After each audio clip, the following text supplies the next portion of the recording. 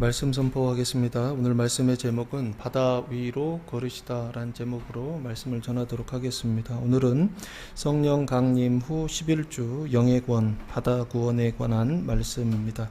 바다 위로 걸으시다 복음을 통해 바다 구원, 곧 이웃 구원을 위해 예수님께서 하시는 일 세 가지가 무엇인지를 예수님께서 하시는 일 세 가지인데 그 세 가지 일은 다 누구에게 하시냐면 제자들에게 하십니다. 바다 구원을 위해 제자들에게 하시는 일, 예수님의 일 세 가지가 무엇인지를 가르쳐 주셨습니다. 22절 말씀부터 보시면 예수께서 즉시 제자들을 제척하사 자기가 무리를 보내는 동안에 배를 타고 앞서 건너편으로 가게 하시고 라고 말씀하고 있습니다. 예수님은 지난주에 요한복음 6장 14절 말씀해 보시면 지난주에 오병이어의 기적을 보여주셨는데 그것을 요한복음은 이렇게 기록하고 있더라고요. 요한복음 6장 14절 말씀해 보시면 그 사람들이 예수께서 행하신 이 표적을 보고 말하되 이는 참으로 세상에 오실 그 선지자라 하더라 하면서 이 표적이라고 말씀하고 있죠. 오병이어를 표적이다라고 요한복음은 소개하고 있습니다. 그 예수님은 어떤 예수님이냐라고 했을 때 오병이어의 표적을 나타내신 예수님이시다라는 것입니다. 그 예수님께서 즉시 제자들을 재촉하사라고 말씀하고 있어요. 즉시라고 하는 것은 곧바로라고 하는 말입니다. 그 오병이어의 표적을 보여주시자마자라고 그렇게 보시면 좋을 것 같습니다. 그것을 끝내자마자 곧바로 즉시 제자들을 재촉하셨다. 이 재촉하다라고 하는 것은 억지로 강제하다라고 하는 뜻입니다. 강제한다라고 하는 것은 제자들은 남아있기를 바랬는데 예수님은 가기를 원하셨다라고 하는 것입니다. 그래서 여기 재촉하사라고 말씀하고 있어요. 제자들을 재촉하사. 자기가 무리를 보내는 동안에 이 무리라고 하는 것은 오병이어를 체험한 무리들을 말하는 것입니다. 그리고 또한 이 무리는 어떤 사람들이냐? 요한복음 6장 15절 말씀 보시면 요한복음 6장 15절 보시면 그러므로 예수께서 그들이 와서 자기를 억지로 붙들어 임금으로 삼으려 준 줄 아시고 다시 혼자 산으로 떠나가시니라 라고 말씀하고 있습니다. 여기 보면은 그들이 무리라고 보시면 좋을 것 같아요. 많은 사람들이 예수를 억지로 붙들어서 뭐를 삼으려고 했다? 임금으로 삼으려고 했다. 이게 왕이죠. 왕으로 삼으려고 했다는 것입니다. 그래서 이 무리는 어떤 무리냐라고 했을 때 예수님을 임금 삼으려고 하는 사람들이다라고 보시면 좋지 않을까 싶습니다. 그래서 그 사람들을 보내는 동안에 라고 말씀하고 있습니다. 보통 세상에서는 사람들이 어떻게 하죠? 왕이 되려고 노력하지 않습니까? 임금이 되려고 노력하고 높은 자리에 앉으려고 노력하지요. 근데 예수님은 오히려 반대로 그 예수를 임금 삼으려고 하는 사람들을 보내셨다라고 말씀하고 있습니다. 어디에서요? 오병이어의 표적을 그 영광을 보여주신 자리에서 그 반대편으로 배를 타고 앞서 건너편으로 가게 하시고 라고 말씀하고 있습니다. 건너편이라고 하는 것이 반대편이다라고 그렇게 보시면 좋을 것 같습니다. 거기로 가게 하셨다. 무리를 흩어 보내시고 제자들을 건너편으로 가게 하셨다라고 말씀하고 있습니다. 그래서 찾아봤어요. 6장 17절 말씀해 보시면 그 건너편이 어딘가 봤더니 요한복음 6장 17절 배를 타고 바다를 건너 가버나움으로 가는데 이미 어두웠고 예수는 아직 그들에게 오시지 아니하셨으니 라고 말씀하고 있습니다. 여기 장소가 나와 있죠. 가버나움으로 간다라고 되어 있죠. 지난주에 예수님이 오병이어의 표적 그 영광을 보여주신 장소가 어디라고 그랬죠? 벳세다라고 그랬죠. 그럼 여기가 벳세다입니다. 그 벳세다에서 배를 타고 앞서 건너편은 여기 나왔죠. 가버나움으로 가게 하셨다. 예수님께서 즉시로 곧바로 가게 하셨다라고 하는 것입니다. 왜 가게 하셨을까요? 여기 벳세다라고 하는 것은 오병이어의 표적, 그 하나님의 영광을 나타내신 곳이라고 그랬죠. 그래서 이 자리는 어떤 자리냐? 영광스러운 자리요, 왕으로 옹립되는 그런 자리였습니다. 그래서 왕이 되는 자리요, 섬김을 받는 자리, 그 자리가 바로 어디냐면 여기 벳세다, 오병이어의 영광을 보여주신 곳이다 라고 보면 좋지 않을까 싶습니다. 눈에 보이는 영광을 보여주셔서 결국에는 눈에 보이지 않는 나라, 천국의 왕되심을 보여주신 곳, 그것이 바로 벳세다입니다. 이것은 떠나고 싶지 않을 것 같아요. 저 같으면 여기에 더 머물러 있고 싶을 것 같아요. 무리들도 흩어서 보내지 않고 제자들도 반대편으로 보내지 않고 여기에서 언제까지? 주님 오실 때까지 살고 싶은 곳, 그것이 바로 벳세다라고 하는 곳이 아니었을까라는 생각을 해봅니다. 근데 예수님은 거기를 떠나라는 거예요. 그래서 건너편으로 가라라고 하는 것입니다. 그 건너편은 요한복음 6장 17절에 가버나움이라고 그랬죠. 그 가버나움은 어디인가요? 가버나움은 예수님께서 공생에 사역을 하셨던 핵심 도시가 어디죠? 갈릴리죠. 그 갈릴리 중에서도 어디냐면 가버나움입니다. 그래서 이 가버나움은 예수님의 공생의 사역의 중심지이고, 그 공생애의 중심지라는 얘기는 무슨 얘기입니까? 거기서 무슨 일을 하셨다? 병을 고치고 귀신을 쫓아내시고 말씀을 가르치시는 그런 일들을 하셨던 곳, 그곳이 바로 어디냐면 가버나움이죠. 그래서 병을 고친다든지 귀신을 쫓는다든지 기적을 보여주신다고 뭐 그러면 우리가 생각할 때는 좋다고 생각하지만, 그러나 이게 신앙으로 보고 영어로 보면 무슨 일이다 라고 말씀드렸죠. 짊어지는 일이요, 병을 짊어지는 일이요, 사망을 짊어지는 일이요, 그 모든 영적인 것들을, 그 짐을 짊어지는 것, 그것이 바로 예수님 사역의 핵심이었다라고 그렇게 말씀드렸죠. 그래서 이 가버나움은 예수님께서 일하신 장소요, 하나님의 이 일을 감당했던 장소요, 신앙으로 영어로 보면 여기가 종이요, 섬기는 자리다라고 하는 것입니다. 벳세다는 오병이어의 표적을 통하여서 왕이요 시키는 자리라고 한다면, 여기 가버나움이라고 하는 것, 예수님께서 건너편으로 가게 하시는 곳은 어디냐면 종이요 섬기는 자의 자리다라고 하는 것입니다. 그래서 예수님께서 자신이 이 세상에 오신 이유를 이렇게 설명하셨습니다. 마태복음 20장 28절 말씀해 보시면, 예수님께서 이 세상에 오신 이유가 있어요. 이유가 있는데 그 이유가 뭐냐? 예수님 자신이 이렇게 말씀하십니다. 인자가 온 것은, 인자는 예수님이십니다, 섬김을 받으려 함이 아니라 도리어 섬기려 하고 자기 목숨을 많은 사람의 대속물로 주려 함이니라 라고 말씀하고 있습니다. 예수님께서 오신 이유와 목적이 뭐냐 라고 했을 때, 종으로 섬기기 위하여 오셨다. 섬기는 자가 누구입니까?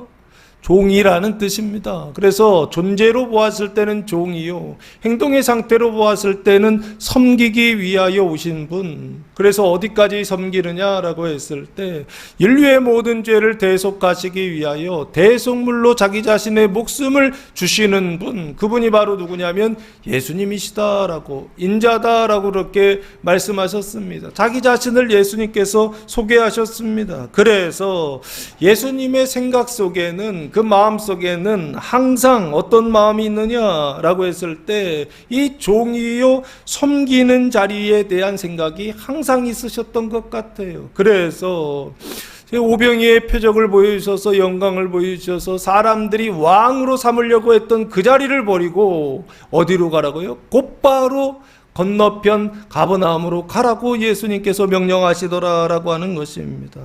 건너편으로 가게 하시는 예수님, 그 영광의 자리를 떠나게 하시는 예수님, 왕의 자리요, 그 섬김을 받는 자리를, 그 영광스러운 자리를 떠나게 하시는 예수님, 그분이 바로 우리가 믿는 예수님인 줄 믿으시기 바랍니다. 다른 예수님을 믿지 마시고 영광을 받게 하시는 예수님, 높은 자리에 앉게 하시는 예수님, 왕이요 시키는 자리, 그 자리로 가게 하시는 예수님이라고 한다면 그 예수님 아닙니다. 오늘 본문에 바다구원을 위하여, 이웃구원을 위하여 예수님께서 무슨 일을 하시느냐라고 했을 때 제자들은 흩어버리시고 왕으로 삼으려고 하는 그 사람들은 흩어버리시고 제자들은 어디로 보낸다? 반대편으로 종이요 섬기는 자요 대속물의 그 자리로 건너가게 하시더라. 그분이 진짜라는 겁니다. 그분이 예수님이라는 겁니다. 예수님이 2000년 전에는 인자로 오셨기 때문에, 사람의 모양으로 오셨기 때문에 그분이 예수님이시구나라고 하는 것을 알 수 있었습니다. 이때까지만 해도 압니다. 근데 25절 이후부터 밤사경에 오시는 예수님은 깜깜해서 안 보인단 말이에요. 그때는 눈으로 보이는 예수님으로 인식하는 게 아닙니다. 눈에 보이지 않는 예수님으로 인식하는 것입니다. 말씀하시는 예수님으로 인식하는 것입니다. 나를 인도하시는 예수님으로 인식하는 거예요. 그런데 여기요, 그 예수님이 누구시냐라고 했을 때, 이 영화의 은총을 주시는 예수님이 누구시냐라고 했을 때 제자들을 건너편으로 가게 하시는 예수님, 그 예수님이 참된 하나님의 아들이시오, 그 예수님이 진짜 예수님이시다라고 하는 것을 오늘 성경이 가르쳐주고 있다라고 하는 것입니다. 사랑하는 성도 여러분, 여러분은 예수님을 믿고 예수님을 따른다고 하면서 지금 누구 예수님의 말씀을 듣고 있습니까? 어떤 예수님의 말씀을 따르고 있습니까? 벳세다에 머물러 있어라 라고, 그 자리에서 영광을 누려라 라고 말씀하시는 예수님을 따르고 있습니까? 아니면 건너편으로 건너가라 라고, 섬기는 자리요 종의 자리로 가라 라고, 그래서 가서 피곤하고 가서 힘들고 가서 고난을 받으라고 그 자리를 떠나라 하시는 그 예수님을 믿고 계십니까?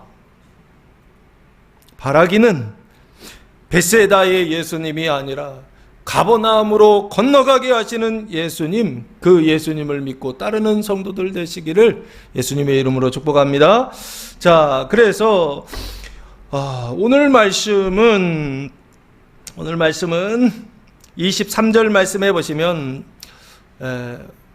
지난주에 오병이어가 표적이라고 말씀드렸죠. 오늘 이 말씀 바다 위로 걸어오시는 예수님도 뭘까요? 당연히 표적입니다. 표적이라고 하는 것은 무엇입니까? 눈에 보이는 것을 통하여 눈에 보이지 않는 하나님의 말씀을 전하고자 하는 것, 그 수단이 바로 표적입니다. 그러니까 오늘 말씀은요, 다 뭐냐면 구약의 창세기에 하나님께서 언약해 놓으신 그것을 성취하는 표적입니다.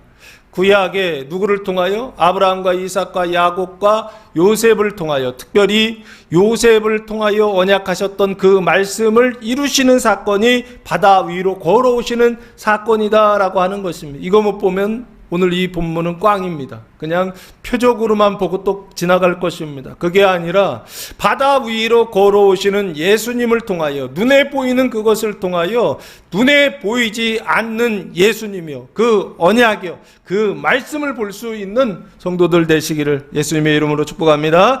자, 이따 설명을 할 겁니다. 왜 이 얘기를 할까요?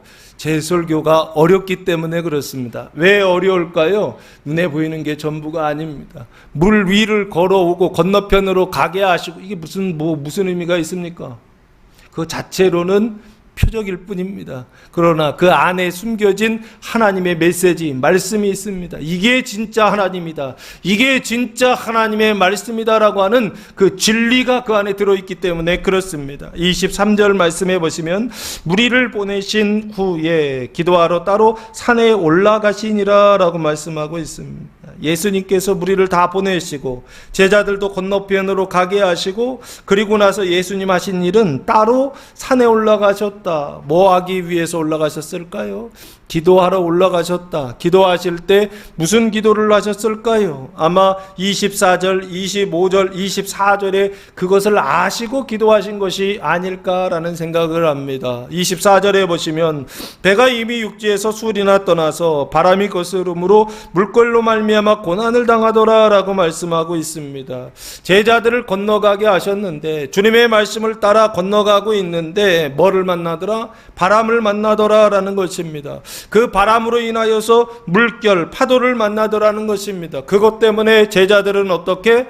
고난을 당하는데 큰 고난이죠. 그 죽음의 고난, 그 사망의 고난을 당하더라는 것입니다. 예수님이 그거 아셨을까요? 모르셨을까요? 아셨을 것입니다. 알고 일부러 보내신 것입니다. 왜 거기로 보내셨을까요? 바다 구원을 위하여, 이웃 구원을 위하여 반드시 바다를 건너가야 한다는 것입니다. 건너가는데 무슨 일을 만나느냐? 바람을 만날 것이다라는 것입니다. 바람으로 말미암아 파도를 만날 것입니다. 그 파도로 말미암아 고난을 당할 것이다라고 하는 것을 누구에게 알려주시려고요? 제자들에게 알려주시고 오늘 이 말씀을 듣는 여러분에게 알려주시려고 예수님이 일부러 다 하시고 그곳에 보내시고 혼자 땅 산에 올라가셔서 그 제자들이요, 고난받는 제자들을 위하여 기도하시지 않았을까라는 생각을 합니다. 그래서 그걸 다 아셨던 그분이, 일부러 그거 당할 걸 아셨던 그분이 고난을 없애달라고 기도하지는 않았겠죠. 그럼 어떻게 해요? 고난을 어떻게 하게 해달라고요? 잘 인내하고 견디게 해달라고, 그 연단을 잘 받게 해달라고 기도하지 않았을까 싶습니다. 사랑하는 성도 여러분, 예수님께서 여러분을 그 고난의 자리로 건너가게 하실 것입니다. 이번 한 주간 바람을 만나게 하시고 파도를 만나게 하실 것입니다. 주님 몰라서 보내는 게 아닙니다. 알고 계시는데 일부러 보내십니다. 보내실 때 주님께서 여러분을 위하여 기도하실 것입니다. 고난을 받게 하시고 인내하게 하시고 연단 받게 하셔서 그래서 하나님의 뜻을 이루는 사람들이 되게 하옵소서. 요셉과 같이 열방을 다스리는 자가 되게 하옵소서. 애굽에서 그 바다에서 그 하나님의 통치를 나타내는 자 되게 하옵소서. 예수님께서 그 뜻을 기도하시지 않았을까라는 생각을 해봅니다. 그래서 저물매 거기 혼자 계시더니 혼자 거기서 기도하셨다. 저물다라고 하는 건 뭐가 저무는 거죠? 해가 저무는 거죠. 해가 저물면은 세상은 어떻게 되죠? 밤이 되고 어둠이 되고 깜깜해지지 않습니까? 깜깜해지면 눈으로 보여요? 안 보여요? 안 보이는 그런 세상이 되었다라고 하는 것입니다. 그 깜깜할 때까지 예수님께서 산에 계시다가 24절 말씀해 보시면 배가 이미 육지에서 술이나 떠나서 바람이 거스름으로 물결로 말미암아 고난을 당하더라라고 말씀하고 있습니다. 배라고 하는 것은 이동 수단이지요. 제자들이 건너편으로 가는 이동 수단입니다. 바다를 건너가는 이동 수단입니다. 이웃을 구원하기 위한 수단입니다. 그 수단이 뭐가 될까요? 저는 그리스도의 몸된 교회가 되지 않을까 싶습니다. 교회를 통하여 교회를 타고 그 교회 안에 그 교회를 타고 바다 건너편으로 주님께서 가게 하실 때 이미 육지에서 술이나 지나서라고 되어 있습니다. 술이라고 하는 것은 바다 한가운데 있다라고 보시면 좋지 않을까. 몇 킬로인지는 써 있지 않더라고요. 바다 한가운데라고 보시면 좋지 않을까 싶습니다. 술이나 떠나서 육지에서 떠나서 바다 한가운데에서 뭐를 만나냐면 바람이 거스르다라고 되어 있습니다. 바람이라고 하는 것은 눈에 보이는 바람을 이야기합니다. 바람이라고 하는 것은 무엇입니까? 아네모스라고 하는 단어를 사용했는데 뜻은 두 장소 사이에 존재하는 기압차에 따라 일어나는 공기의 움직임이다 라고 말씀하고 있어요. 그러니까 바람이라고 하는 것은 공기가 움직이는 거구나. 근데 왜 움직이는가 봤더니 기압차 때문에 움직인다는 것입니다. 이쪽은 고기압이고 저쪽은 저기압이다. 그러면 고기압에서 저기압으로 바람이 흐르는 것이죠. 그래서 그 공기의 움직임을 뭐라고 하느냐? 바람이라고 하더라고요. 그런데 우리가 이게 물리적인 현상으로서는 바람이 공기의 움직임인데 성경에서는 이 바람을 신앙적인 표현으로 이렇게 영적인 표현으로 사용할 때가 있습니다. 다니엘서 7장 2절 말씀해 보시면 다니엘서 7장 2절 말씀, 다니엘이 진술하여 이르되 내가 밤에 환상을 보았는데 하늘에 네 바람이 큰 바다로 몰려 불더니 라고 말씀하고 있습니다. 여기 보면 하늘에 네 바람이라고 되어 있죠. 바람이 넷이라, 숫자가 넷이다 라는 뜻입니다. 그래서 그 바람의 그 모양이 그 뒤에 보시면 큰 짐승 넷이 바다에서 나왔는데 하늘의 바람이 큰 바다로 불었더니 그 바다 안에서 짐승 넷이 나왔다는 것입니다. 근데 그 모양이 다 다르죠. 첫째는 사자와 같은데 독수리의 날개가 있더니 내가 보는 중에 그 날개가 뽑혔고 또 땅에서 들려서 사람처럼 두 발로 서게 함을 받았으며 또 사람의 마음을 받았더라. 또 보니 다른 짐승고 둘째는 곰과 같은데 하면서 첫 번째는 사자와 같고 두 번째는 곰과 같고 세 번째는 6절 표범과 같고 네 번째는 무섭고 놀랍다라고 그렇게 말씀하고 있습니다. 이게 무슨 짐승의 모양이 지금 나와 있죠. 그렇죠? 그래서 이 네 바람이 네 짐승과 관련이 있겠구나 이렇게 유추를 좀 해보시면 좋을 것 같아요. 스가랴 6장 5절 말씀해 보시면 이 네 바람이 한 번 더 나와 있습니다. 이 네 바람은 같은 바람인 것 같아요. 스가랴 6장 5절 말씀해 보시면 천사가 대답하여 이르되 이는 하늘의 네 바람인데 온 세상의 주 앞에 서 있다가 나가는 것이라 하더라 라고 말씀하고 있습니다. 온 세상의 주님이 누구시죠? 하나님이시죠. 하나님 계신 곳이 어디죠? 보좌이거든요.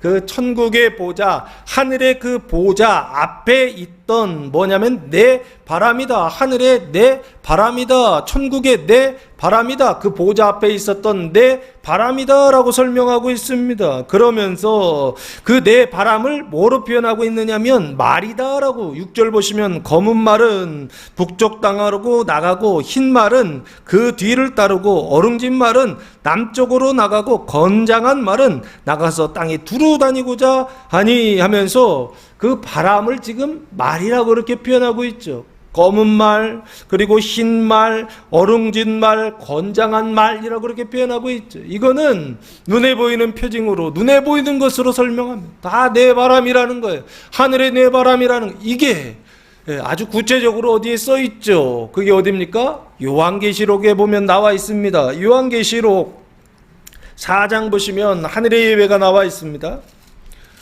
요한계시록 4장에 보시면 그 하늘의 예배가 나와 있을 때 예배하는 자의 모습이 이렇게 나와 있는데 요한계시록 4장 6절 말씀해 보시면 보좌 앞에 수정과 같은 유리바다가 있고 보좌 가운데와 보좌 주위에, 이 보좌는 하나님이 앉는 의자를 얘기합니다. 왕의 의자죠. 네 생물이 있는데 앞뒤에 눈들이 가득하더라 하면서 네 생물이 나오죠. 보좌 앞에 있는 네 생물이요. 그 네 생물을 네 바람이라고 지금 표현하고 있어요. 그리고 그 7절 보시면 그 첫째 생물은 사자 같고 그 둘째 생물은 송아지 같고 그 셋째 생물은 얼굴이 사람 같고 그 넷째 생물은 날아가는 독수리 같다라고 말씀하고 있죠. 이게 동일한 어떤 생물을 지금 말하는 겁니다.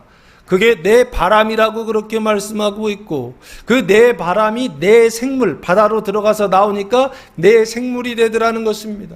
하늘의 예배에 하나님을 예배하는 그 자리에 이 내 생물이 있었어요. 이해되십니까? 이 내 생물은 누구일까요? 창세기 2장에 하나님께서 에덴 동산을 창설하시고 에덴 동산에 들짐승과 새들을 만드시지 않습니까? 그 들짐승, 그 새들을 지금 뭐라고 표현하고 있냐면 내 생물이다, 내 바람이다 라고 표현하고 있어요. 그래서 이 내 생물, 내 바람은 성경에서 뭘 얘기하느냐라고 했을 때 이게 천사들이구나. 천사들인데 어떤 천사들? 보좌 앞에 있는 큰 천사들이요. 그래서 이 천사들 이름을 대천사다라 그렇게 부르면 좋지 않을까 싶습니다. 그 대천사가 넷이 있고 하늘의 보좌에 있는 네 생물을 대천사라고 그렇게 말하고 있고 그 대천사와 함께 반대대로 타락한 천사들이 있죠.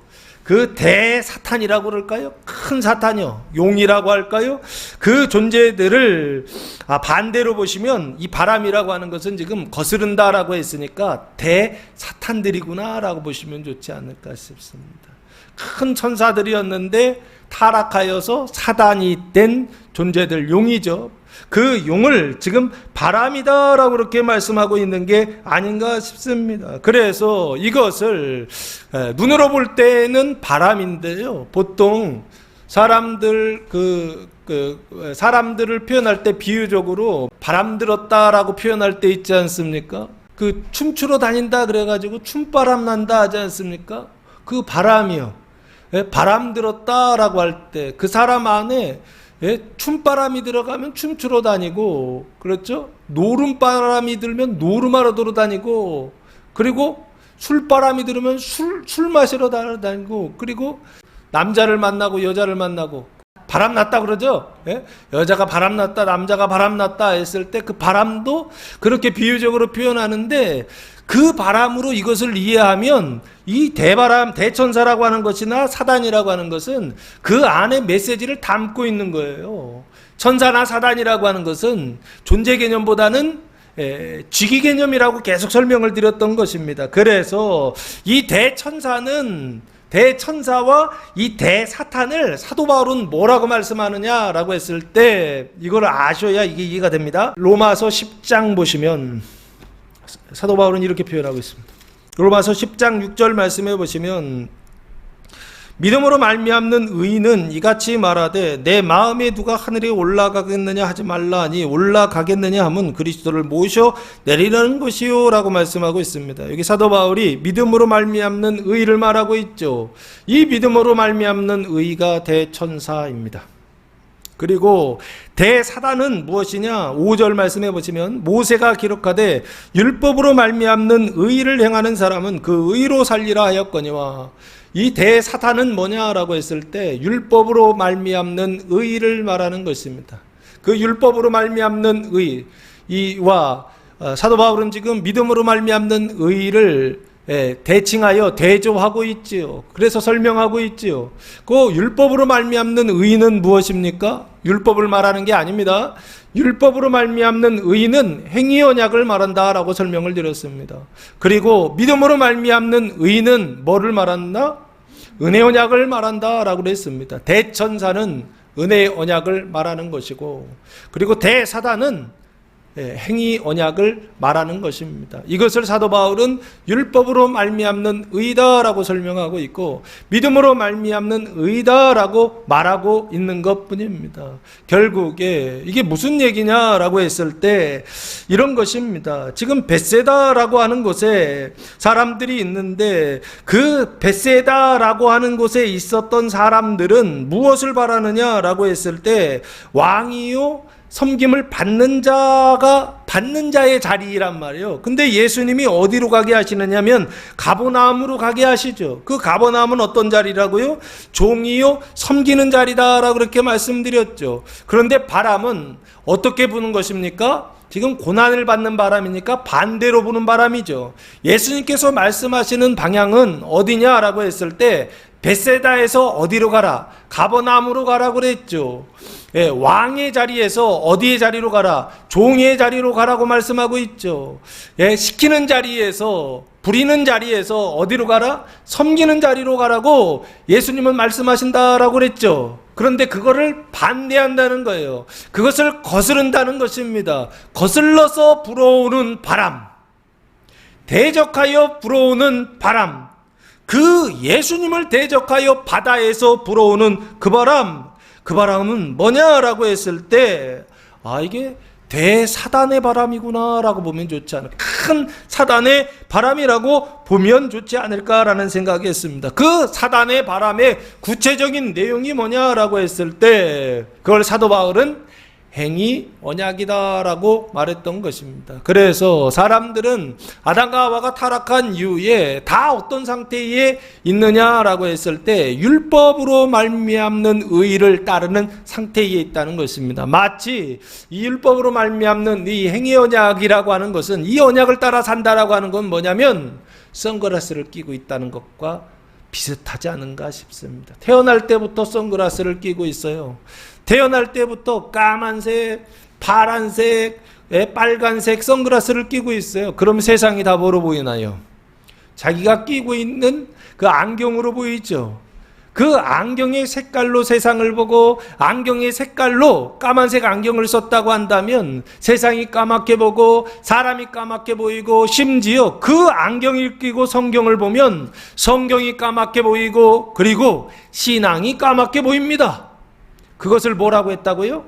행위 언약이라고 했던 것입니다. 성경을 볼 때마다 다 행위 언약으로 보인다는 것입니다. 행위 언약은 뭐죠? 하나님께서 창세기 2장에 아담에게 이 선악과를 따먹으면 죽으리라 말씀하셨던 언약이 행위 언약이라고 그랬죠. 행위 언약이라고 하는 건 뭐냐라고 했을 때 네가 행하면 살리라, 네가 행하면 의롭게 되리라 라고 하는 언약이 행위 언약이라고 말씀했습니다. 사람이 무엇을 해서 자기 구원을 지속하고 어떻게 해요? 성장하는 언약, 이 언약을 행위 언약이라고 했던 것입니다. 타락하기 이전에 아담에게는 이 언약이 맞았어요. 근데 창세기 3장 이후에 타락한 이후에는 이 언약이 맞다 안 맞다? 안 맞다라고 그렇게 말씀드렸습니다. 그런데 안 맞는데 타락한 아담의 후손들이 계속 어떤 언약을 가지고 선글라스를 끼고 있더라? 이 행위 언약의 선글라스를 끼고 이 세상을 살아가더라는 것입니다. 그게 바로 누구냐? 바람이고, 그게 바로 누구냐? 바다의 상태다라고 하는 것입니다. 그 바다에 살아가고 있는 물고기들, 바다에 살아가고 있는 이웃들, 그 죄와 사망의 상태 속에서 용의 지배를 받고 있는, 사단의 지배를 받고 있는 사람들의 상태는 어떤 상태에 있느냐? 이 대사단, 큰 용의 지배를 받고 있는 상태, 그 인식이 완전히 사로잡혀 있는 상태예요. 그 상태에 있더라라고 하는 것입니다. 그래서 어떻게 한다고요? 바다가 예수의 말씀을 대적하고 그 말씀을 따라서 건너편으로 건너가려고 하는 제자들을 대적하고 막더라, 큰 적이 되더라라고 하는 것입니다. 그것 때문에 힘든 것입니다. 그래서 여기 바람이라고 하는 것은 결국에 뭘 얘기하느냐? 예수님의 말씀을 거스르는 생각입니다. 예수님의 말씀을 거스르는 마음입니다. 예수님의 말씀을 거스르는, 대적하는 그 상태를 지금 바람이다라고 그렇게 말씀하고 있어요. 그 바람으로 말미암아 뭐가 생기느냐라고 했을 때 물결이 일어난다라고 말씀하고 있습니다. 이 물결은 바다에서 일어나는 물결입니다. 그 물결은 결국에 뭘 얘기하느냐? 바람 때문에 일어나는 물결입니다. 근데 그 물결은 왜 일어나느냐? 하나님의 말씀의 바람과 큰 대천사의 바람과 큰 사단의 바람이 마주쳤을 때 일어나는 물결을 지금 물결로 말미암아 고난을 받고 있다라고 말씀하고 있습니다. 그래서 이 물결은 뭘 얘기하느냐라고 했을 때 눈으로 볼 때는 파도를 얘기하는 것입니다. 그러나 신앙적으로 볼 때는 이 물결이 뭐냐라고 했을 때 이사야 17장 말씀해 보시면 하나님께서 이사야를 통하여서 미리 언약해 놓으셨습니다. 이사야 17장 물결이 치는, 파도가 치는 이 일을 17장 13절 말씀에 이렇게 17장 12절부터 14절까지 다 보겠습니다. 슬프다 많은 민족이 소동하였으되 바다 파도가 치는 소리같이 그들이 소동하였고 열방이 충돌하였으되 큰 물이 물려옴같이 그들도 충돌하였도다 라고 말씀하고 있어요. 민족이 소동하고 열방이 충돌한다라고 그렇게 말씀하고 있죠. 하나님께서 이사야 선지자를 통하여 열방이 충돌할 것을 예언해 놓으셨던 것입니다. 열방이 왜 충돌하죠? 그 용의 지배 속에 있을 때는, 그 바다 속에 있을 때는 충돌할 일이 없습니다. 그런데 반대 바람이 있었던 것이죠. 용의 바람과는 정반대의 바람이 어디에서 불어오더라고요? 지금 벳세다가 동쪽입니다. 동쪽에서 불어오더라고요. 그럼 동쪽에서 불면 그걸 동풍이라 부릅니다. 그 동풍은 어디로 불죠? 동쪽에서 서쪽으로 도는 바람을 동풍이라 부르더라고요. 그럼 여기요, 동풍이 불어서 그 서풍이요, 용의 바람을 어떻게 해요? 예수님의 바람이 막 나가고 있는데, 근데 누구의 바람이요? 용의 바람이 그것을 막더라는 것입니다. 그것을 지금 열방이 충돌한다라고 설명하고 있더라는 거예요. 13절 열방이 충돌하기를 많은 물이 몰려옴과 같이 하나 주께서 그들을 꾸짖으시리니 그들이 멀리 도망함이 산에서 겨가 바람 앞에 흩어짐 같겠고 폭풍이 앞에 떠드는 티끌 같을 것이다 라고 말씀하고 있습니다. 주께서 꾸짖으시니까 그 파도가, 그 바다가 어떻게 된다고요? 바람이 도망간다 라고 말씀하고 있죠. 이해되십니까? 이미 하나님께서 알고 계셨다고요. 이미 이사야를 통하여서 언약하고 있으시더라고요. 14절 보라 저녁에 두려움을 당하고 아침이 오기 전에 그들이 없어졌나니 이는 우리를 노력한 자들의 몫이요 우리를 강탈한 자들의 보응이니라. 이게 하나님의 정의다라는 뜻입니다. 반드시 어떻게 하신다고요? 그 바람과 파도를 심판하셔서 그들이 받을 목이요 강탈한 자들의 보응이다, 결과다라고 그렇게 설명하고 있더라는 것입니다. 그래서 지금 이 물결로 말미암아라고 할 때 이 물결은 파도를 얘기하는데 파도는 바람으로 말미암아 움직이는 물이에요. 근데 그 물을 뭐라고 얘기하느냐 했을 때 이 바다를 열방이다라고 그렇게 설명하고 있습니다. 그 열방을 예수님은 이웃이다라고, 믿지 않는 이웃들이다라고 그렇게 말씀하고 있어요. 그런데 그 이웃이 충돌하는 때, 열방이 충돌하는 때가 있을 것이다라고 언약하셨고, 이사야를 통하여 언약하신 그 말씀을 오늘 예수님께서 성취하고 계시더라라고 하는 것입니다. 그래서 이사야 23장 11절 말씀해 보시면, 이사야 23장 11절 말씀해 보시면 여호와께서 바다 위에 그의 손을 펴사 열방을 흔드시며 라고 말씀하고 있습니다. 바다 위에 손을 펴서 심판하시는데 왜 열방을 흔드시냐고요? 바다 위가 뭐다? 열방 위다라고 보시면 좋지 않을까 싶어요. 바다가 열방이었던 것입니다. 바다를 심판하시는 것이 열방을 심판하시는 것이요, 여호와께서 가나안에 대하여 명령을 내려 그 견고한 성들을 무너뜨리게 하시고, 그래서 이사야서부터 어디까지요? 말라기까지는 끊임없이 열방에 대해서, 바다에 대해서, 섬들에 대해서 말하고 있습니다. 하나님께서 그 바다와 섬들을 충돌하게 하시고 심판하시게 하시고 멸하게 하시겠다는 얘기들을 계속 말씀하고 있어요. 바다 심판에 대한 얘기들을 하고 계시더라고요. 왜요? 바다를 구원하시겠다라고 하는 언약입니다. 이웃을, 그 원수를 구원하시겠다라고 하는 언약입니다. 그 언약을 이사야서부터 말라기까지 예언서에, 17권의 예언서에 하나님께서 미리 약속하고 계시더라는 것입니다. 그 언약을 성취하는 사건이 바로 오늘 예수님께서 바다 위로 걸어오시다라고 하는 표징이다라고 말씀드리는 것입니다. 그래서 원래 제목은, 성경 제목은 뭐냐? 바다가 아니에요. 물 위로 걸어오시다. 성경 보세요. 물 위로 걸어오시다라고 하는 것이 제목입니다. 근데 제목을 제가 바꿨어요. 살짝. 이 물이라고 하는 표현보다는 바다가 더 맞습니다.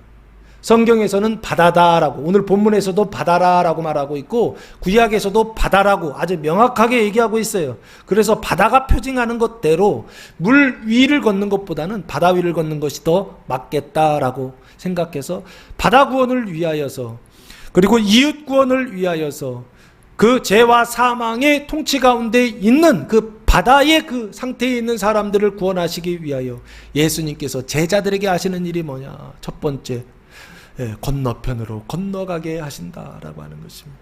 왕의 자리, 영광의 자리를 버리게 하시고 종이요 섬기는 자리로 건너가게 하시는 분, 그분이 바로 누구시냐? 예수님이시다. 지금도 마찬가지입니다. 누가 예수님이냐? 나의 삶 속에, 나의 바다 속에 주님 찾아오셔서 말씀하시는데 누가 예수님인 줄을 몰라요. 근데 아는 방법이 있습니다. 오늘 이 말씀을요, 바다 건너편으로 건너가게 하시는 사람이요, 나한테 오셔서 말씀하시는데 사람을 통해 말씀하시건 꿈을 통해 말씀하시건 계시를 통해 말씀하시건 심지어는 드라마 보다가도 말씀하세요. TV를 통해 말씀하시건 성경을 보다가 말씀하시건 골방 기도를 할 때 말씀하시건 무엇을 통해 말씀하시건 간에 바다 건너편으로 건너가게 하시는 그분, 바다 건너편으로 건너가라고 말씀하시는 그분, 그분이 바로 누구다? 진짜 예수님이시다. 이거 명심하시기 바랍니다. 건너가지 마. 그 자리가 네 자리야. 그러면 그거 예수님 아닙니다. 바람을 만나게 하지 않고 파도를 만나지 않게 하고 고난받지 않게 한다고 한다면 그거 예수님 아니십니다. 이거 왜 만나게 하시느냐? 일부러 만나게 하시죠. 무엇 때문에요? 바다를 구원하시기 위하여, 이웃을 구원하시기 위하여 예수님께서 고난을 당하게 하시더라라고 하는 것입니다. 그래서 이 고난을, 물결로 말미암아 당하는 고난을 하나님께서 구약에 또 언약해 놓으셨어요. 그게 어디 있느냐? 시편 105편 16절에서 19절까지 말씀입니다. 105편 16절에서 19절까지 말씀해 보시면 그가 하나님이십니다. 또 그 땅에 기근이 들게 하사 하나님께서 그 땅이 가나안 땅입니다. 가나안 땅에 기근이 들게 하신 분이 하나님이시란 뜻입니다. 예, 그들이 의지하고 있는 양식을 다 끊으셨도다. 일부러 끊으셨다는 것입니다. 이유와 목적이 있다는 것입니다. 17절 그가 한 사람을 앞서 보내셨으며 하나님께서 사람을 보내셨다. 근데 앞서 미리 보내셨다는 것입니다. 예수님께서 사람들, 무리들을 앞서 제자들을 보내셨죠. 이거하고 똑같은 말씀입니다. 앞서 보내셨으며 요셉이 종으로 팔렸도다라고 말씀하고 있습니다. 이게 이 언약의 성취라는 것입니다. 요셉이요, 제자들을 누구예요? 종으로 팔게 하셨다는 것입니다. 바다의 종으로 섬기는 자로 건너가게 하셨다라고 하는 것입니다. 종으로 파는 분이 예수님이시요, 종으로 섬기게 하시는 분이 예수님이시요, 건너편으로 건너가게 하시는 분이 예수님이시요. 그러나 바람을 만날 것입니다. 파도를 만날 것입니다. 그것 때문에 고난을 당할 것입니다. 그러나 그 이유와 목적이 있어요. 그의 발은 착고에 차고 그의 몸은 쇠사슬에 매었으니 곧 여호와의 말씀이 응할 때까지라. 이때까지만 차고 있으면 됩니다. 이때까지만 고난받고 있으면 됩니다. 고난이 목적이 아닙니다. 그 고난은 지나가기 위한 수단이요, 과정이요, 연단의 하나님의 도구입니다. 그의 말씀이 그를 단련하였도다. 단련하시기 위한 수단입니다. 왜 단련하실까요? 이유는 애굽을 통치하는 자로 세우시기 위한 것이 아닐까 싶습니다. 열방을 다스리는 자가 되기 위하여서는 그냥 되는 게 아닙니다. 바람을 만나야 되고 파도를 만나서 그것을 어떻게 해요? 경험하고 체험하고 나중에는 심지어 극복하고 다스리는 자가 돼야 그때서야 열방을 다스릴 수가 있는 것이기 때문에 하나님 그렇게 하시는 게 아닌가 싶습니다. 단련하셔서, 그래서 지금 19절 말씀에 단련하신다라고 그렇게 말씀하고 있죠. 그래서 하나님께서 지금 어떻게 물결로 말미암아 고난을 당하게 하시더라라고 하는 것입니다. 오늘 본문에 지금 이 요셉의 언약을 성취하시기 위하여 하나님께서 어떻게 하신다고요? 이렇게 단련하시더라는 거예요. 이렇게 종으로 팔려가게 하시더라는 것입니다. 이렇게 왕의 자리를 버리게 하시고 종의 자리로 건너가게 하시더라라고 하는 것입니다. 자, 그래서 여기 고난을 당하다라고 하는 것은 결국에 뭘 얘기하느냐라고 했을 때 그 바다 구원을 위하여, 그 열방의 구원을 위하여, 이것을 저는 뭐라고 하느냐, 영화의 은총이라 부릅니다. 그 영화의 은총을 위하여 이 믿음을 뭐라고 부르죠? 노년의 믿음이다라고 설명드렸죠. 이 믿음은 노년입니다.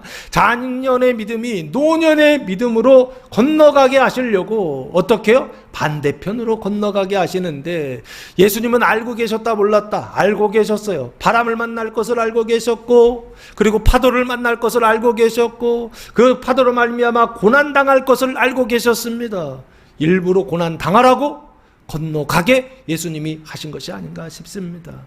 영화의 은총을 받게 하시려고, 작년의 믿음에서 노년의 믿음으로 건너가게 하시려고, 파도를 만나게 하시고 고난당하게 하시는 분, 그분이 바로 누구다?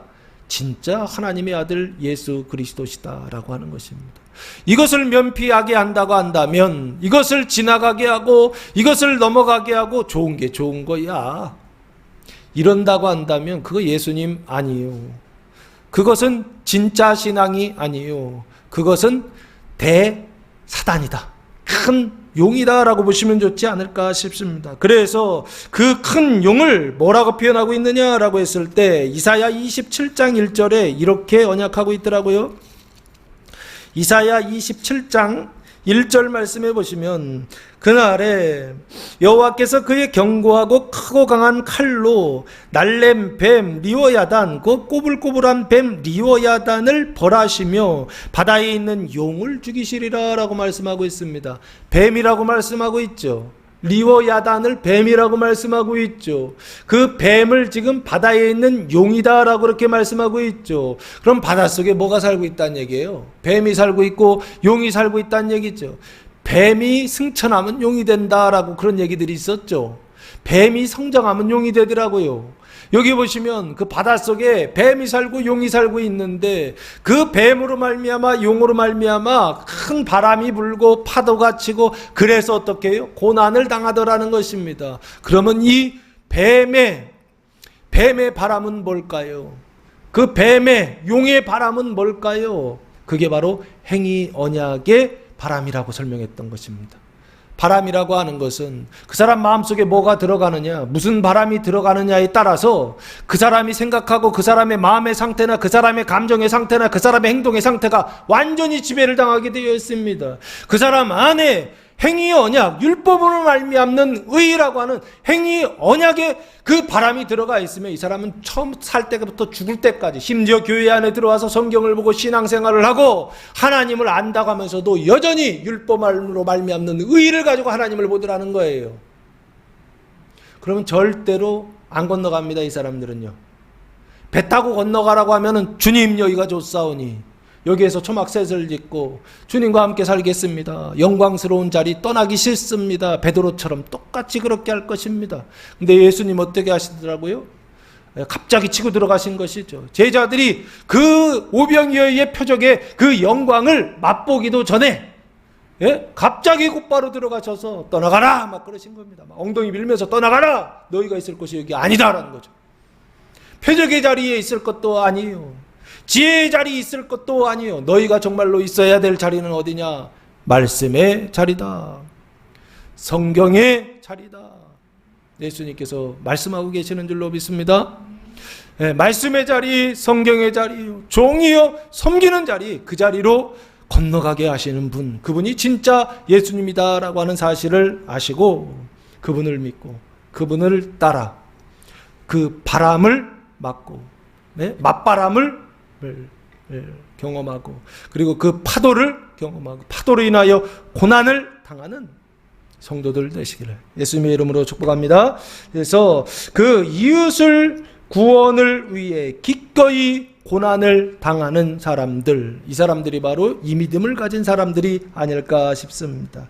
행위 언약을 은혜 언약으로 바꾸기 위하여 그 원수된 이웃들을 하나님의 아들 자녀들 되게 하려고 고난 받느냐, 이 파도로 말미암아 고난 당하는 사람들, 그 일을 하고 있는 것이 아닌가 싶습니다. 행위 언약을 은혜 언약으로 바꿔주기 위하여 고난 받는 것이 아닌가라는 생각을 해봅니다. 첫 번째, 건너편으로 건너가게 하시는 예수님이 진짜 예수님이다. 두 번째는요, 25절 말씀해 보시면 밤 사경에 예수께서 바다 위로 걸어서 제자들에게 오시니라고 말씀하고 있습니다. 밤 사경이라고 하는 것은 하룻밤을 5으로 나눈 오경 체제에서 네 번째 시간을 밤 사경이다라고 설명하고 있더라고요. 그래서 시간을 보니까 새벽 1시에서 3시 정도를 밤 사경이다. 그러니까 오경이면은 밤이 끝나는 때고요. 밤이 끝나기 전이요. 밤이 끝나기 전 1시부터 3시요. 그러니까 어둠으로 보면은 가장 뭐라 그럴까요? 깜깜할 때가 아닐까 싶습니다. 해가 뜰 때는 그래도 조금 푸릇푸릇하잖아요. 조금씩 밝아지기도 하고 그러는데 아주 짙은 어둠이라고 그럴까요? 아주 깊은 어둠의 때를 사경이라고 지금 표현하고 있는 게 아닌가 싶습니다. 그리고 달이 뜨지 않고 별이 뜨지 않았다고 한다면 이 밤에는 어떨까요? 아주 깜깜하겠죠. 칠흑과 같이 어두운 밤바다를 한번 생각해 보시기 바랍니다. 지금 밤 사경에 예수께서 바다 위로 걸어서 제자들에게 오시니라고 말씀하고 있습니다.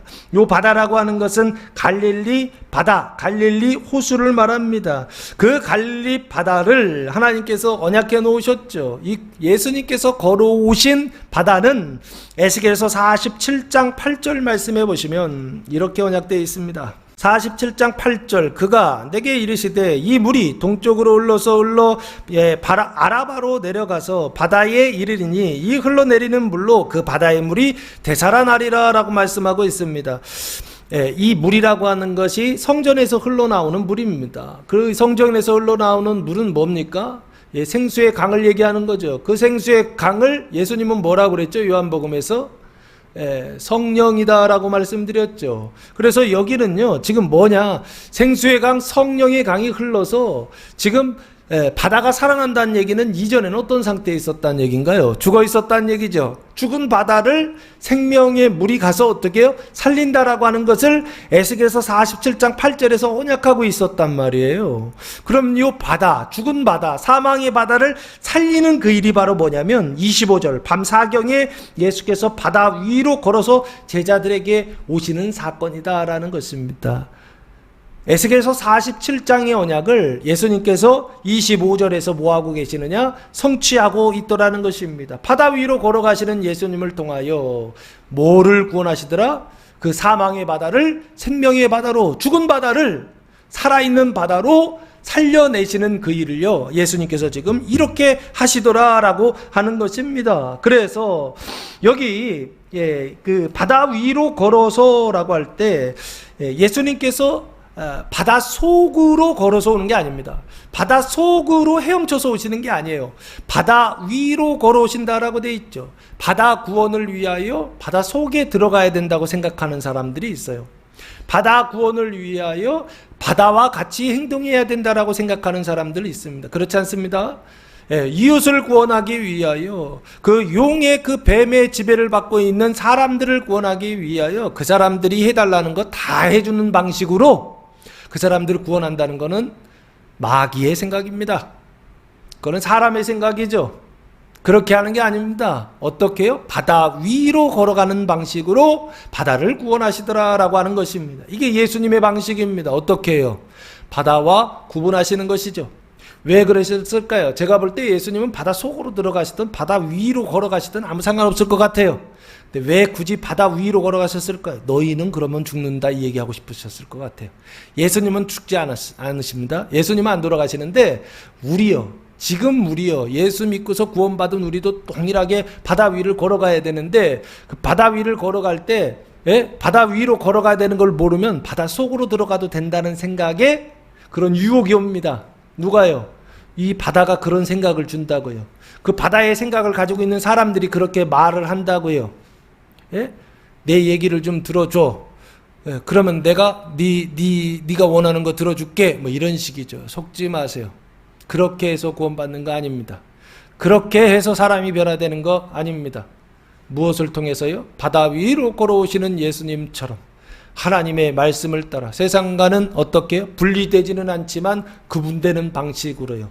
바다 위로, 정확하게 바다 위로 걸어가시는 방식으로서 예수님께서 바다를 구원하시더라라고 하는 것입니다. 여기요, 바다 위로 걸어서 제자들에게 오셨다라고 했던 것처럼 건너편으로 건너가게 하시는 분이 진짜 예수님이라고 한다면 두 번째 진짜 예수님은 누구냐라고 했을 때 바다 위로 걸어오시는 예수님을 봐야 된다라고 하는 것입니다.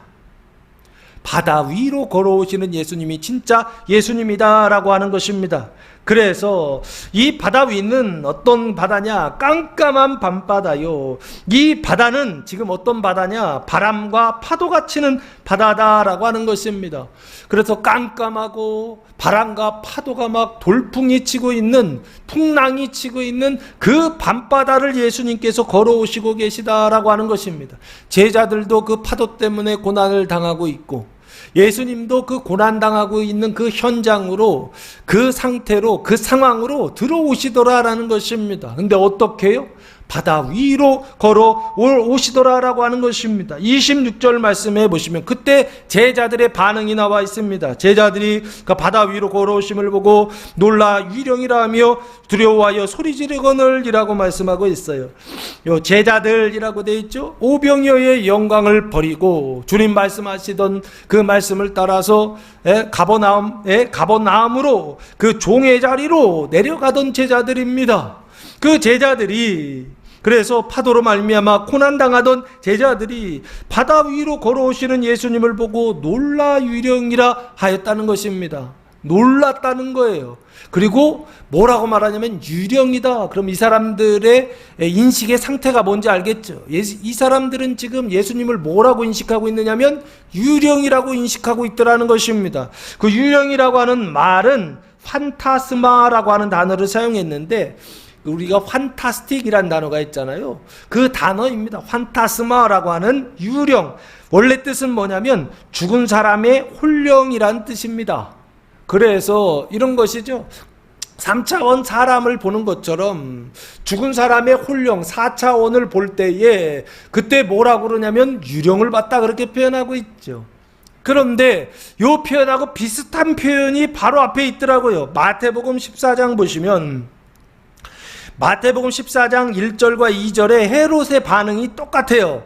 그때의 분봉왕 헤롯이 예수의 소문을 듣고 그 신하들에게 이르되 이는 세례 요한이라. 예수님을 보면서 예수님은 뭐다? 세례 요한이다 라고 말하고 있어요. 그가 죽은 자 가운데서 살아났으니 이러므로 이런 능력이 그 속에서 역사하는도다 하더라. 그 속은 누구 속입니까? 예수님의 속에서 누가 역사한다? 자기가 죽였던 세례 요한이 역사한다라고 지금 그렇게 보고 있어요. 그러면서 이걸 뭐라고요? 예, 유령이다라고 표현하는 제자들과 동일하죠. 이해되십니까? 사람들이 생각할 때에 항상 사람들은 어떻게 생각하느냐 했을 때 1차적으로는 눈에 보이는 3차원으로 늘 생각하더라는 거예요. 그래서 늘 3차원으로 생각하는데 그 3차원의 어떤 세상 속에서 그 3차원의 자연법칙을 넘어서는 어떤 것이 있다고 한다면 그걸 다 뭐로 보냐면 유령이다 그렇게 인식하더라는 겁니다. 그리고 심지어는 그 자기가 죽였던 세례 요한의 능력이 다른 사람 예수 안에서 그것이 나타났을 때 그것도 마치 뭐를 보는 것처럼 유령을 보는 것처럼 그렇게 반응하더라는 것입니다. 구조에서는 똑같죠? 이해되십니까? 실제에서는 마치 예수를 정말로 유령으로 귀신으로 지금 보고 있어요. 제자들은요. 그런데 헤롯은 어떻게 보고 있더라고요? 사람 예수를 보면서 그 예수를 통하여 뭘 본다고요? 유령을 보더라는 것입니다. 구조가 똑같죠? 이해되십니까? 여기 놀라 유령이라며 라고 하는 것은 이 사람들의 인식의 상태를 얘기해 주는 것입니다. 제자들의 인식의 상태예요. 바다 구원을 위하여 이웃 구원을 위하여 예수님 말씀을 따라 그 종의 자리로 건너가는 그 고난당하고 그 파도로 인하여서 고난을 당하는 그 제자들의 상태, 인식의 상태는 변화가 됐다 안 됐더라? 안 됐더라 라고 하는 것입니다. 건너는 가더라는 거예요. 왜? 예수님께서 재촉하셨어요. 그러나 여전히 그들의 마음의 상태나 영혼의 상태는 여전히 예수님을 보면서 바다 위를 걸어오는 예수님을 보면서 깜깜하고 풍랑이 있는 그 밤바다에서 아무것도 보이지 않는 그 밤바다에서 그 바다를 걸어오시는 예수님을 보면서 당연히 뭐라고 인식하더라고요? 유령이라고 인식하더라는 것입니다. 이게 제자들의 믿음의 상태였다라고 하는 것입니다. 그러나 우리는 그 바다 위를 걸어오시는 예수님을 보면서 무엇을 보아야 되느냐라고 했을 때 하나님의 말씀을 이루시기 위하여 하나님의 말씀을 성취하시기 위하여 어떻게 해요?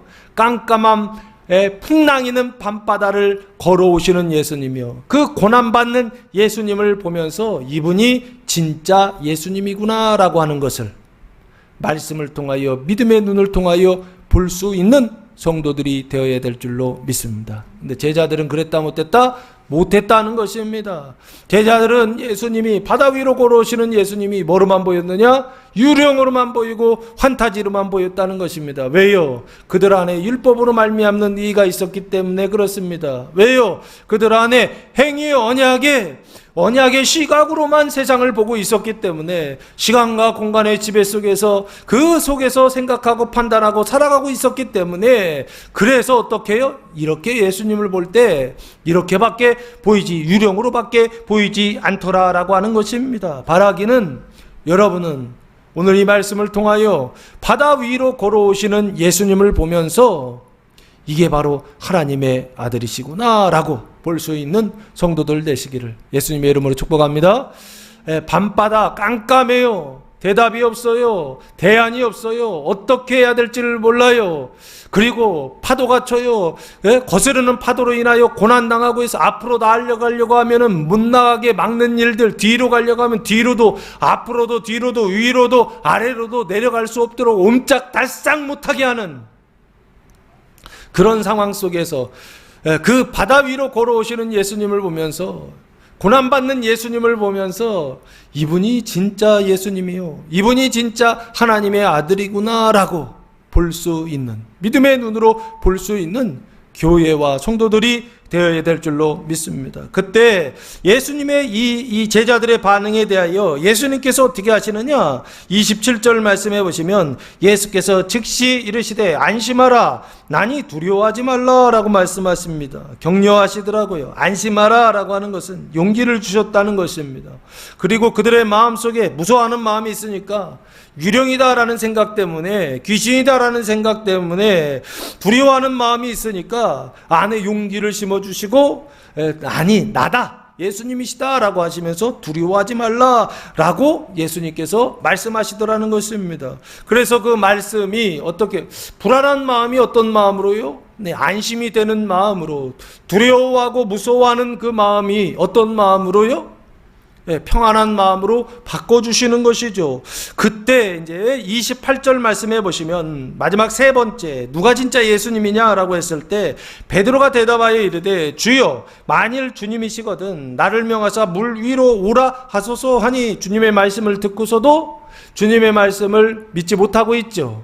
그 얘기는 뭐예요? 예수님이 예수님으로 인식되지 않는다는 얘기입니다. 3차원 눈으로 볼 때 깜깜한 밤이고 풍랑이 막 일고 있어요. 파도로 인하여 고난받고 있기 때문에 아무리 봐도 예수님으로 인식이 안 되는 거예요.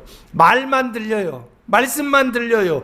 바다 위로 걸어오시는 어떤 형체만 보여요. 근데 당신이 진짜 주님이라고 한다면 이라고 지금 베드로가 묻고 있어요. 이 얘기는 예수가 확실히 인식되지 않는다는 얘기입니다. 눈으로 볼 때는 인식되지 않는다는 겁니다. 이게 예수님인지 이게 마귀인지 인식이 되지 않을 때가 있습니다. 인생을 살아가다 보면 지난 주간 이번 주간 예수님이 표적을 계속 보여주시는데, 그 영광의 표적도 보여주시고 이번 주에 바다 위를 걸어 올라가시는 표적도 보여주시는데, 그 표적을 보여주실 때 이게 예수님인지 마귀인지 구분이 안 돼요. 왜 안 되죠? 내 믿음이, 내 인식이 행위 언약 속에 있기 때문에 그렇습니다.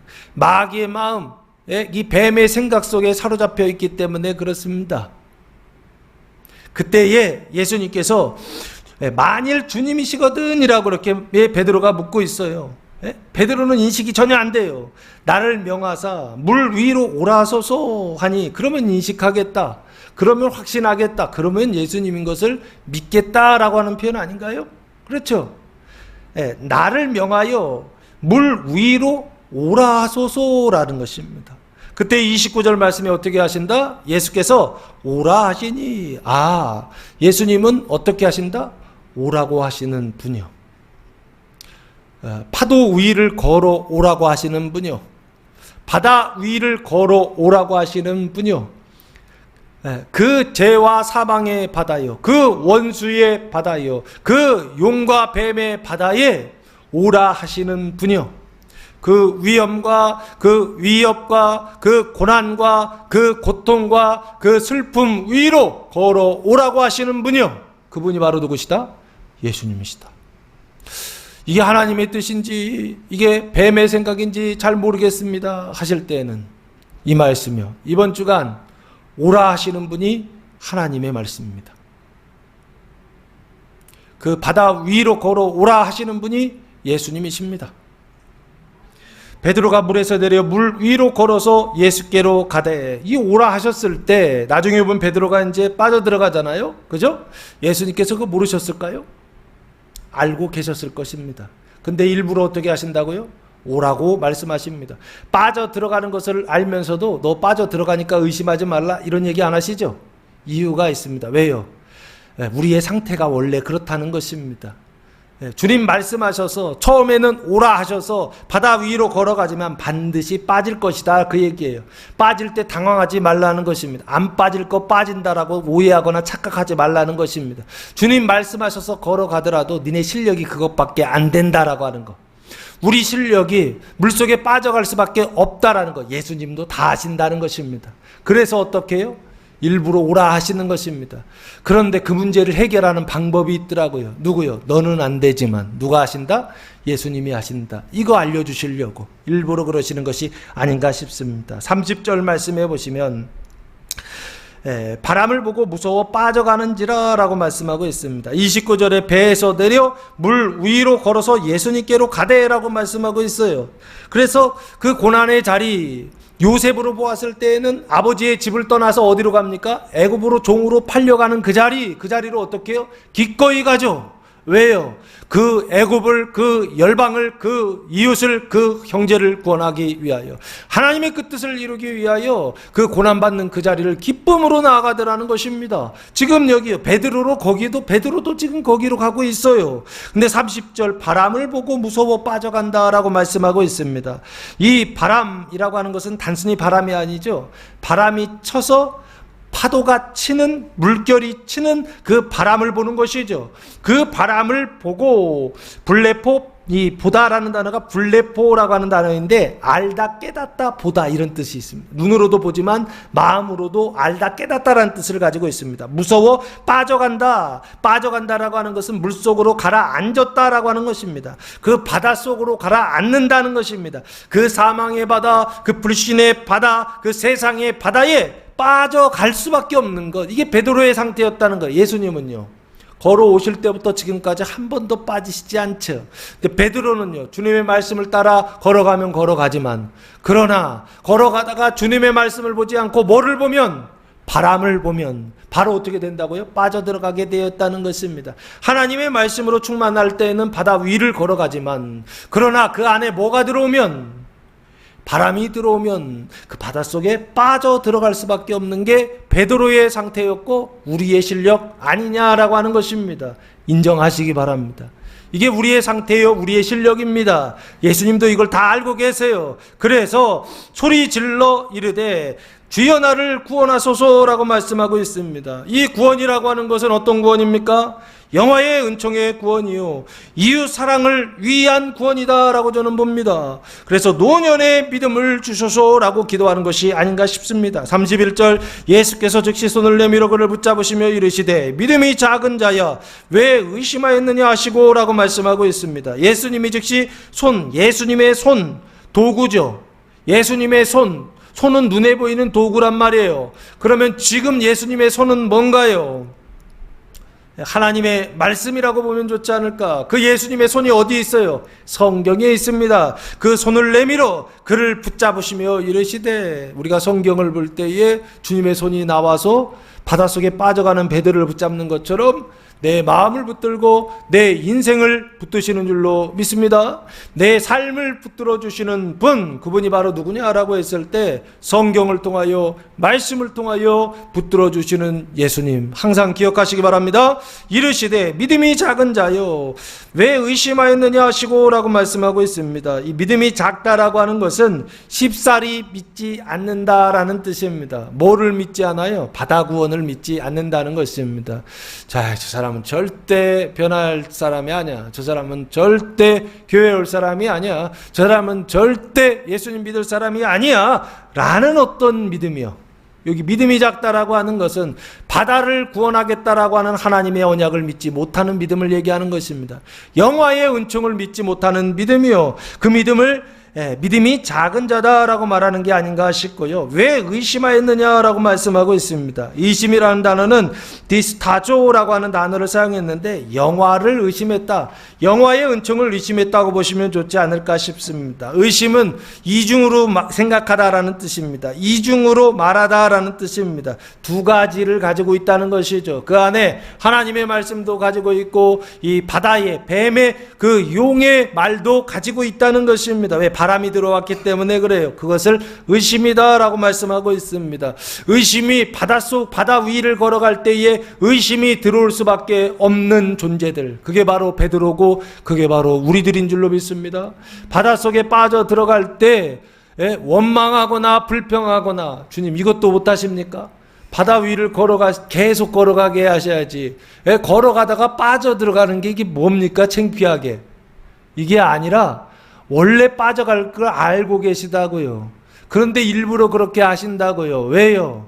바다 구원은 너희의 힘으로 되는 것 아니다라는 것입니다. 바다 구원은 하나님만이 하실 수 있다라고 하는 것입니다.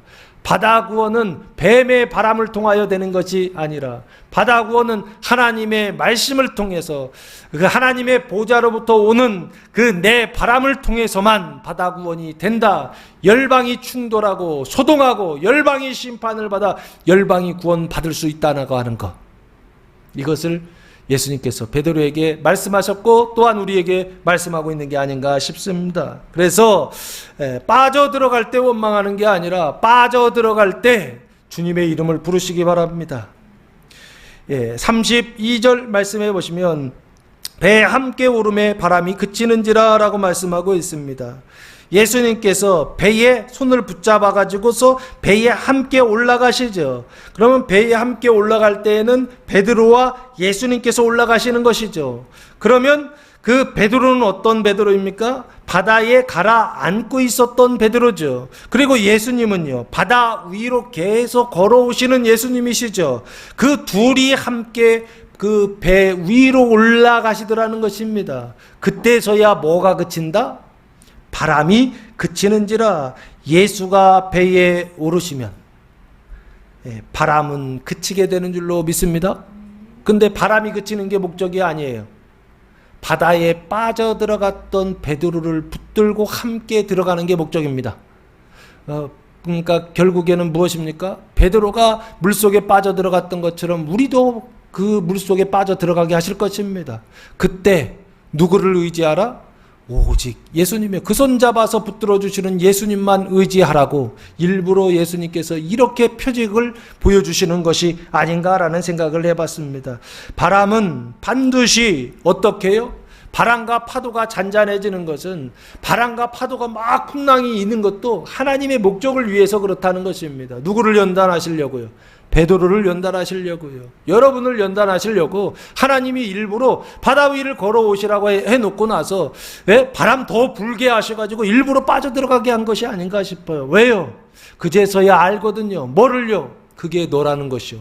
그리고 그 사람을 붙들어서 그 배에 올라가서 그 바람과 파도가 잔잔하게 하시는 그분이 누구시다라고 하는 것을 하나님이 알게 하시려고, 베드로에게 알게 하시고 여러분을 알게 하시려고 하나님이 일부러 바람과 파도를 더 세게 불게 하신다고요.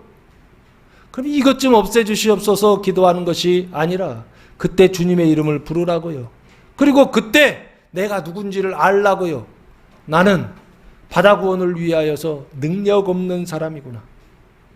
내가 바다 구원을 위해서 무엇을 할 수 있는 것이 아니라 오직 바다 구원을 위하여 일하시는 하나님 예수 그리스도만이 바다를 구원할 수 있구나. 바람과 파도를 잔잔케 하실 수 있구나 라고 하는 것을 믿을 수 있는 성도들 되시기를 예수님의 이름으로 축복합니다. 32절 말씀해 보시면 33절 배에 있는 사람들이 예수께 절하며 이르되 진실로 하나님의 아들이시리다 하더라 라고 말씀하고 있습니다. 이게 신앙의 고백을 하고 시인하고 있는 거죠. 배에 있는 사람들이 누굽니까? 제자들이죠. 제자들이 고백하고 있는 것입니다. 예수님께 절하며 이르되 존경하다 공경하다 예비하며 이르되 진실로 하나님의 아들이다라는 것, 진짜 하나님의 아들이다, 참으로 하나님의 아들이시리다라고 시인하고 있습니다. 이 시인하고 동일한 고백이 있어요. 마태복음 27장 54절에 보시면 하나님의 아들이다라는 고백은 이런 고백입니다. 백부장가 및 함께 예수를 지키던 자들이 예수님이 십자가에 못 박혀 돌아가실 때 장면입니다. 그때 돌아가셨어요. 그때 백부장과 및 함께 예수를 지키던 자들이, 군인들입니다, 지진과 그 일어난 일들을 보고 심히 두려워 이르되 이는 진실로 하나님의 아들이었도다 하더라 라고 말씀하고 있습니다. 어디에 달려 돌아가신 분이요? 십자가에 달려 돌아가신 분, 그분이 바로 진실로 하나님의 아들이다 라고 백부장이 고백하고 있습니다. 오늘 여기요, 물 위를 걸어오시는 예수님이요, 바람과 파도를 잔잔케 하시는 예수님이요, 그 예수님을 보면서 진실로 하나님의 아들이다 고백하는 것입니까? 그러면 또 속습니다. 내 인생의 문제를 해결해 주시고 바람을 없애주시고 파도를 없애주시고 내가 살아가는 데 있어서의 모든 문제의 대안이 되시는 분, 그분으로 생각하면 안 됩니다. 진실로 하나님의 아들이셨다라고 하는 고백은 무엇을 말하는 것이냐? 라고 했을 때 대속물로 자신을 주신 분이란 뜻입니다. 종이요 섬기는 자의 마지막은 무엇이냐? 대속물로 자기 목숨을 주는 자, 그분이 바로 누구시다? 예수 그리스도시요 하나님의 아들이시다라고 하는 고백입니다. 오늘 여기요 배에 있는 사람들이, 제자들이 예수께 절하며 진실로 하나님의 아들이다라고 하는 고백은 바다 구원을 위하여서 어떻게 해요? 그 바람과 그 파도 속에서도 고난받는 사람들이요, 그 고난 받으라, 건너가라 하시고 바다 위로 건너오시고 그리고 파도 위로 건너오라고 베드로에게 말씀하시는 그분이요, 그분이 바로 진짜 진실로 하나님의 아들이다. 종이요 섬기는 자요 대속물로 너희의 목숨을 바쳐라 라고 말씀하시는 그분이요, 그분이 바로 진짜 하나님의 아들이시요, 또한 우리도 진짜 하나님의 아들이 될 수 있다라고 하는 것을 오늘 본문이 우리에게 말씀해 주고 있는 것이 아닌가라는 생각을 해봅니다. 사랑하는 성도 여러분, 성령이 나타나는 바다 위로 걸으시다 복음이 선포될 때 그 말씀을 믿고 따름으로 영화의 구원을 받는 교회와 성도들 되시기를 예수님의 이름으로 축원합니다. 기도하겠습니다. 사랑과 은혜가 풍성하신 아버지 하나님, 감사와 찬송과 영광을 올려드립니다. 이웃을 구원하기 위하여, 바다를 구원하기 위하여 예수님께서 제자들에게 하시는 세 가지 일을 기억하게 하옵소서. 바다 건너편으로 건너가게 하시는 예수님, 바다 위로 걸어오시는 예수님, 바다 위로 오라 하시는 예수님, 이분만이 참 하나님의 아들이시요 진실로 하나님의 아들이신 것을 믿고 고백하며 오직 이분만을 따라 살아가는 저희들 되게 하셔서 영화의 은총을 다 받아들이는 교회와 성도들 되게 하시고 이 땅을 살아가는, 이 세상을 살아가는 이 용의 바다, 이 뱀의 바다를 살아가고 있는 많은 사람들을 그 구원하는 일에 쓰임받는 교회와 성도들 되게 하옵소서. 이제는 우리 주 예수 그리스도의 은혜와 하나님 아버지의 무한하신 사랑하심과 성령의 교통하심이 사랑하는 성도들 머리 위에와 가정 위에와 교회 위에 이제로부터 영원토록 함께 하시기를 간절히 축원하옵나이다. 아멘.